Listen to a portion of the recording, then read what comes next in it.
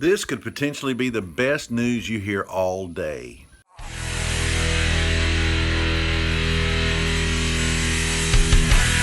So I got to tell you, it really sucks to get old. Every day I wake up, it seems like I find something else. I got a hurt ankle. Both of my ankles hurt. I talked to you about that before. I find new wrinkles. I'm even having, have trouble with my teeth. I mean, my hair's turning white. I got these two stripes on the side of my head like the Bride of Frankenstein. It's just every day I find something else. More health issues.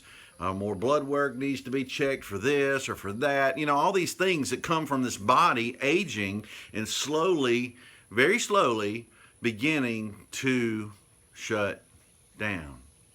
Every day that we live from the day we're born is a day where our body is going toward death. That's just part of it. But that all sounds like bad news. And I told you I would give you some good news. So that's what I want to do. I could potentially be giving you the best news you've ever heard all day. Now, I want to tell you this, and I'm out here on my farm. It's a bright, beautiful, sunny summer day, and I want to give you a little bit of a barn metaphor here. Every time you have eggs and chickens are sitting on the eggs for them to hatch, very rarely does every egg hatch.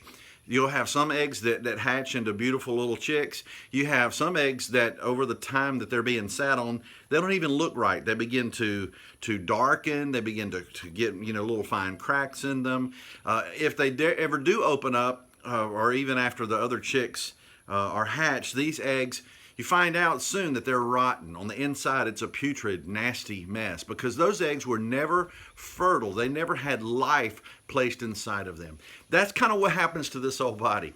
As we go through our life and we come across this point in time where Jesus comes in and saves us, there is this beautiful thing that happens on the inside. He sparks life inside of our soul.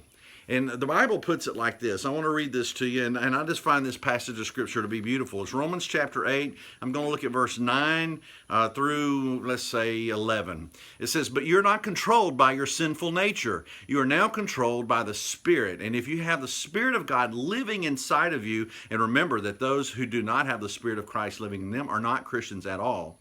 Verse 10, "Since Christ lives within you, even though your body will die because of sin, your spirit is alive because you have been made right with God. The Spirit of God who raised Jesus from the dead lives inside of you, and just as He raised Christ from the dead, He will give you life to your mortal body by the same Spirit living within you." This body is a cocoon. This body is going to shut down. It's going to slowly fade away to the point that finally it doesn't work anymore. And on that day, on the day that this body decides that it doesn't work anymore, this cocoon will open up and release the Spirit. God's Spirit living within me has given me life that this body can't give.